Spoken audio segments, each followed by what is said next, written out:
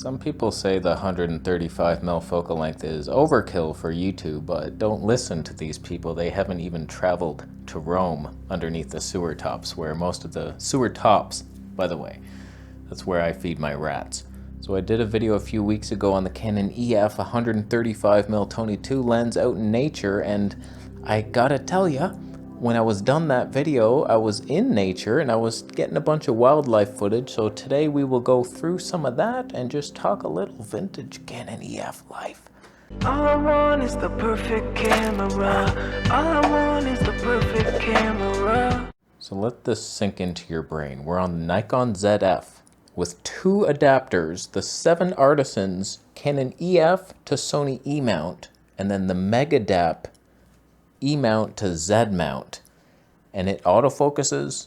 There's zero flaws with it. Over the past several months, I have been testing various focal ranges for just talking in nature videos. It's a style that I really love. I love scootering somewhere, picking a scene, and just going there and then talking, like a full body talk, and it's 3D pop, and I'm just wondering what's the best focal length for that?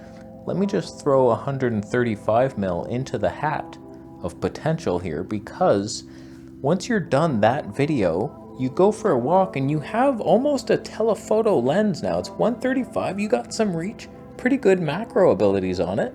So it's like you're going super slow-mo and it fits my life very much. Whereas the 85, magical look for the talking head segment, but then you go out, is that enough reach? Not really. Is 135 enough? No, but it can be at times. Now this is adapted to the Sony A7S III, of course, so we got a mix of 4K 120 and HD 240. This B, I was just like blown away by the magic that I was getting on a prime lens. I'm so used to zooms for wildlife, and once you have a prime, it's hard to go back. Even though this isn't much reach, the magic more than makes up for it. The 3D pop separation, the micro contrast abilities, the B, anger and aggression. It gives you the sweet spot. I mean, if you see a bird way off in the distance, are you gonna get much of it? I'll show you some. I got some shots coming up. But like, especially for insects close up, it's like, yeah, it's just, can you focus on it? That focus throw, it's a little sensitive, but I don't even mind it. Where do you stand on it? Because some lenses have like a super long focus throw, which is supposed to be more accurate, but I don't like it. It's not for fast moving. I need to be able to get like 20 feet distance quickly. It's like, oh no, he's here, he's closer, boom, there. Whereas this long throw, like all the Fuji lenses were like super long, unusable if you're only manual focus. So y'all companies gotta make like Panasonic has, where you can set the difference. Sony has never needed to change it. It's very sensitive, but I prefer more sensitive than not sensitive enough. That's what she said. But are you kidding me with this B footage? I mean, a prime with Tony 2? Like, even the people who get the 400mm 2.8, they spent $20,000. I'm Tony 2, bitch. That's 2 Tonys to your, that's a stop. That's a full stop, even though you get more tone because of your compression. I'll compress your mouth. Look at this bee fight about to unfold. He comes in, he's like, that's my flower, bitch, get out of here. He's like, no, we can share. Let's just share this flower. There's so much nectar. Why do we have to fight? There's women, there's flowers, there's sugar everywhere. Leave me alone, stop touching my ass. Why are you touching me? Oh God, I hate you, Henry. I'm out of here. I'm leaving. Fine. You win. I gotta be honest with you, having this lens and the Canon EF 85mm 1.2 has actually changed my mind and had me thinking I actually want a Canon camera back. Even though this is actually autofocusing perfectly, Nikon new technology, I have zero need for Canon, but I was on my way to buy a Canon 5D Mark II until I realized it took CFast cards. Who even does that? Like, I have the one card reader that reads everything except CFast cards. So it's like, I don't want another card reader.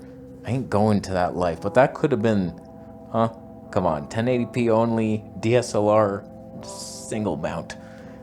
So like I did not pounce, but Canon R5 II, what's that gonna have? In fact, I'm debating right now between Z6 III or the R5 II. Maybe wait and see what Canon's coming with, because these two lenses and the 24mm 1.4 I still have, those three lenses make you want to be in Canon. Like from what I'm seeing from Nikon, kind of better, but not really even. Canon Color Science, if they get things right in their next model, we're done. All Canon. As the red-winged blackbird hides from us due to my focal length choice, I noticed that the wind blowing in the wind was pleasing to him, and he called down to his girlfriend at the time and said, "Look out, there's a creep. He has a 135mm lens only, so don't worry, he can't see you, but just be unaware." And she did leave. She did leave to take cover, but I got it. You trying to tell me I didn't get that shot? I got it. Now this is the kind of thing, this heron maybe 75 feet away from me, but the pop factor, you're not getting that image. Even in your telephoto, you would have zoomed in and you lose all the magical little elements, like the grass patch that's near him, and then also the grass covering that's close to me that's blurred out due to the tunnel. And then I found another look, I got down even lower for the skill set, and it's like, you're just not beating it. Did he catch a fish? No, he didn't. He faked me out. It looked like he was about to catch something at 240 frames per second. It would have been magic, but it was not. But I tell you, 135 is kind of enough for a lot of wildlife, I bet. I mean, not if it's a small bird. Can you even see the bird in the shot? I see it. It might take you a couple seconds to find it, but it's there. You're trying to say it's not there? There's still like plenty separation. It's a magic look, but honestly, if you're going for birds, small birds that are often very far away from you, 600mm is probably your lowest. But hot damn, it's good enough, kind of. Look at the magic of that shot. Are you trying to tell me that's not magic? Do you really need to see the close-up details? Yes, you kind of do sometimes. You really want that 800mm, if I'm being honest with you. And then you see such details. You can see the expressions of the bird. But can you follow it? Huh? Is he in focus anymore? No, I realized he's floating closer to me. And then I adjusted. Watch it, boom. We got that. That's the best moment I think I've ever captured of a bird flying away from me. Usually I miss those moments because I'm too tight on the shot. Whereas you have a little environmental portrait. You're going. The magic was ours. Come on. Could you get by with just 135mm for everything? Like that's your only setup. It can do YouTube, right? We're wide enough. In fact, I shouldn't be doing this. Oh boy.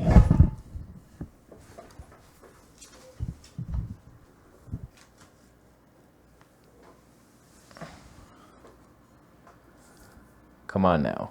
So like 135, you're doing a little portrait in your living room. You go outside, you do a talking headshot or full body with like, wow, what are you filming on? I can't believe this compression. And then you go for a walk, you're getting wildlife. Like what are you gonna do with your 21mm? You get a goofy shot in here. You could vlog. That's the one area. Oh, I did not oversee that. Oversee was the correct word. So you can't vlog with it. I bet I could with a long enough tripod. It might work. It's not a bad little focal length. It's a bit much for here, if I'm being honest with you. You might be better off with the 85, but it doesn't autofocus like this does. But since no one will make the perfect camera that does everything, and I doubt that would even be a good thing, just because you want to separate your settings. I want wildlife settings are very different from in-studio settings, so I really do think I would be happier with one dedicated camera for each thing. Just like a wildlife system that I never touch. Although if I get the Z6 III, you know I'm gonna wanna film myself with it, and that's gonna annoy me. Then I have to change settings. Oh yeah, animal eye detect off. What if it detects me as an animal? What will that say about me? Something bad and filthy. So I don't know, man. But Canon lenses are possibly my favorite of all. The EF lenses of yonder year, and they autofocus. So it's like, why wouldn't you want a Canon camera for doing the nature shots, and in here, I could see it. But where does that leave Nikon and Sony and Fuji and Panasonic and Olympus? Where do they fit in my life? I want one of each, I think. I don't know, I change my mind a lot. Gear doesn't matter, but it's all that matters at the same time. And what could I buy right now during the video? Oh, wait, I'll wait. I've been selling a lot of things and then buying other things, and it's fun for me, and it's an addiction, and I'm not proud of it. But here we are, learning together that 135mm has its place, does it not? In your heart, it's somewhere to be seen. It's a good lens. I don't know if I like the 85mm 1.2 better or this one. This one's sharper, but that one has that 1.2. A little more 3D pop potential. I don't know, they both got the pop, if we're being real.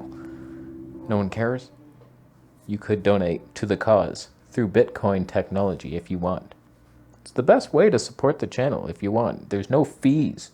It's just like, boom, straight to it. No PayPal taking a cut. You buy a Camera Conspiracies t-shirt, they take like 50%. What the hell is that? Bitcoin, thank you so much. $164 we're up to. Thank you. So, do you agree? 135? Canon? R5 II? Potential, maybe? Get the R1 for living room vlogs? The future is bright. Not as bright as that lamp. Subscribe for more videos, Andy.